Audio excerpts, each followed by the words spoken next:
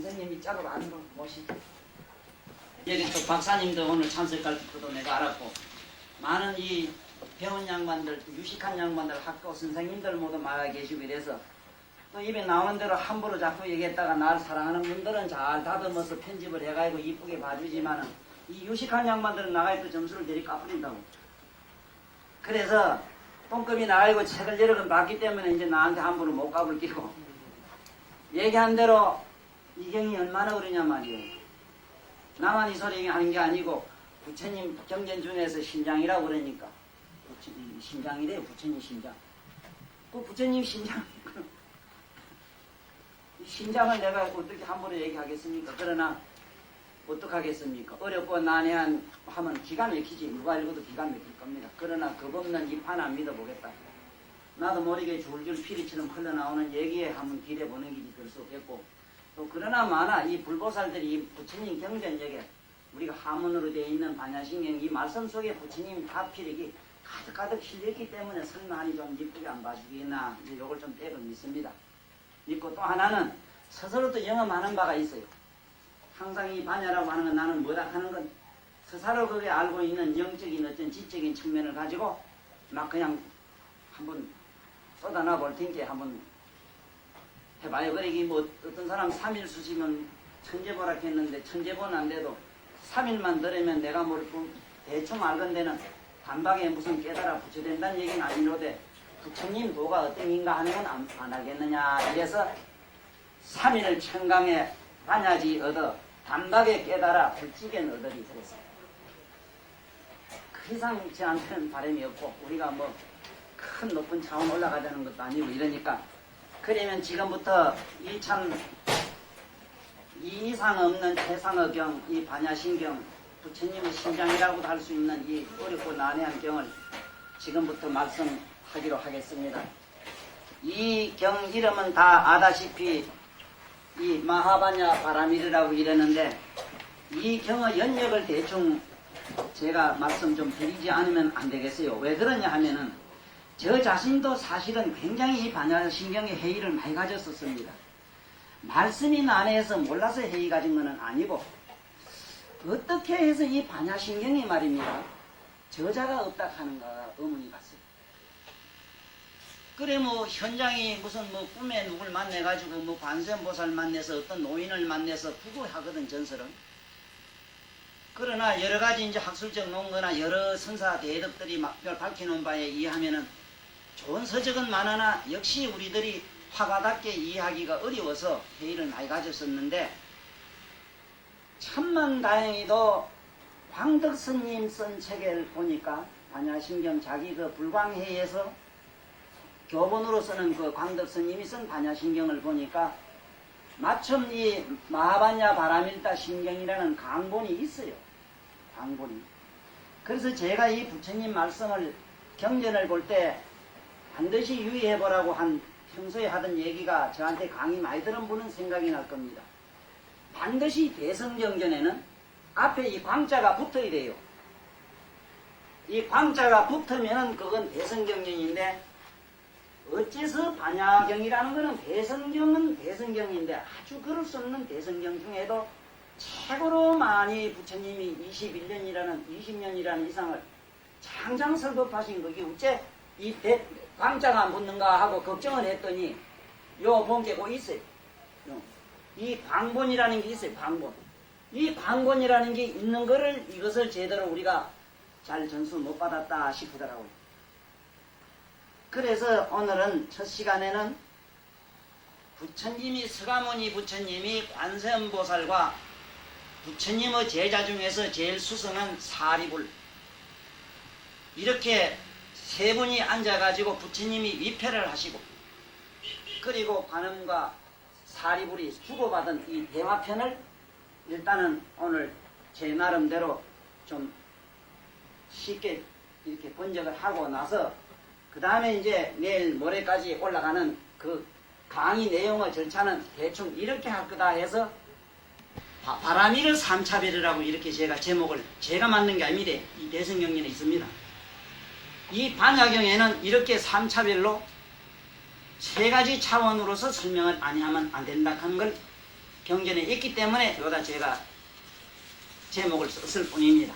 그리고 제 강의를 들으실 때 처음 오시는 분은 조금 이해를 해 주셔야 됩니다. 제가 이 함부로 말하는데 욕 같은 거 이상한 얘기 같은 거는 빼주시오. 그건 제가 만든 말이고 그 외에 그 안에 알맹이는 전부 팔만대장경에 다 있습니다. 제가 이 판을 믿는다는 건 그 얘기입니다. 내 입에서 흘러나오는 얘기가 하나도 경전에 없는 걸 본 일이 없어요. 실제로 나는 경전을 못 봤거나 봤거나 입으로 말만 하면 경전에 있었다는 사실 하나를 오랫동안 저와 더불어 같이 있었던 분들은 잘 아실 테니까 처음 듣는 양반은 괜히 함부로 지 마음대로 이렇게 말씀하는 거 아닌가 이렇게 오해하지 마시라 이 소리입니다. 자, 그러면은 이 경이 어떻게 지금까지 우리 손에 왔는가 하는 걸 대충 뭐 조금 말씀을 드려야 될 것 같아요.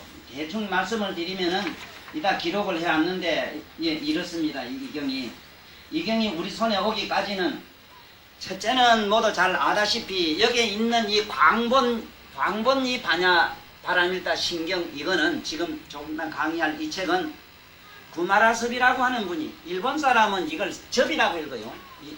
인변에 십자한 거를 우린 이거 보통 우린 섭섭이라는데 일본 사람은 접이랍니다. 구마라접이든 구마라섭이든 어쨌든 구마라섭이라는 분은 이 우리 동방에 특히 우리 한국 아시아에까지 불법을 전하는데 홍광보살 역할을 했던 분이라요. 이래서 부처님 경전은 어떤 루트로 전해졌느냐 누가 묻거든 소승경전은 아난의 입을 통해서 나왔어요. 그러나 이 반야바라밀 같은 경이라든가 반야바라밀이라든가 그 외의 여타 대승경전은 전부 홍광보살로 전해졌다 하는 걸 꼭 아셔야 됩니다. 홍광보살이라고 하는 이 광자는 홍은 물론 크롱자를 썼습니다만 이렇게 부처님 경전에는 홍광보살이 세상에 나와가지고 불법을 아난이 듣지 못하는 것은 핀다고 분명히 열반경에서 밝혔어요. 그렇기 때문에 홍광, 이 광자나 홍자가 붙으면은 이것은 사리불이나 부처님 제자들을 통해서 나온 게 아니라요. 아난이나. 아니고 홍광보살이라고 하는 쉽게 얘기하면 용수보살 같은 분들, 마명보살 같은 분들 이런 분들이 이 세상에 스님으로 육체를 가지고 나와가지고 이 경전을 제타이라. 그럼 여기 있는 구마라섭이라든가 또 특히 현장 이 현장법사는 잘 아시다시피 우리 애들 만화에도 나오는 삼장법사라 하는 그 양반의 주인공이시고 자기가 직접 저술을 했습니다.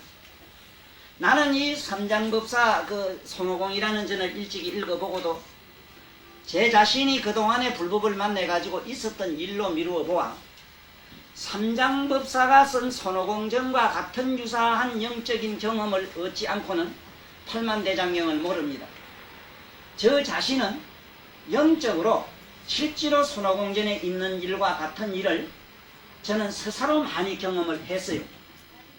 그래서 저는 현장법사라는 분이 그분이 어떻게 글을 썼든지 간에 틀림없이 부처님의 알맹이 진수 씨알 씨알맹이는 분명히 그 안에 담아놨다는 사실을 저는 100% 믿습니다. 거기에 나오는 실제로 이 현장법사를 잘 알려고 하면은 우리가 애들 많아겠습니다만은 그 손오공전은 꼭 한번 읽어봐야 됩니다. 거기 있는 손오공전 접할게 뭐 사오전 가는 건 이건 탐진치로 되어 있습니다만은 그 바로 손오공이 누구냐 하면은 거기 나오는 삼장법사는 누구냐 하면 여기서 말하는 마하라는 반야입니다. 그 마하의 반야가 바로 삼장법사의 상징으로 되어 있고 그 손오공이 누구냐 하면 그 신통 부리고 재주 부린 사람이 누구냐 하면은 바로 우리 머리 내적에 사유 분별하는 우리들 마음이라이 마음. 네? 이렇게 나오는 애들 만화같이 나오는 그 얘기 속에 있는 것은 누구나 자기 내면으로 영적으로 부처님의 진리 세계로 들어갈 때는 꼭 자기 그러한 일과 똑같은 경험을 모두 하시게 돼 있습니다.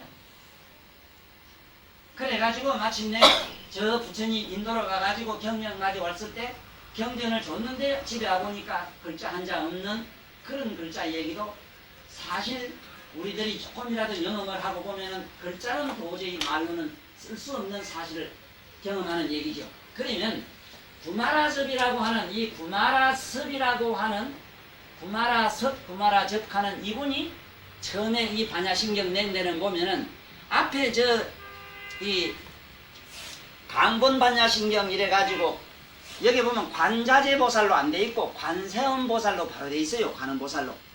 반야신경에 보면은 관자재 보살 우리 이래 나가지요. 관자재 보살로 나간 분은 누구냐 하면 현장법사는 관자재 보살이라고 그렇게 했고 이 부마라습은 관세음 보살로 되어 있습니다. 바로 이 점 때문에 지금까지 관세음 보살의 별명이 관자재 보살로 되어 있다고 이 세속의 모든 불교학자들은 그렇게 우리에게 전해 주셨습니다.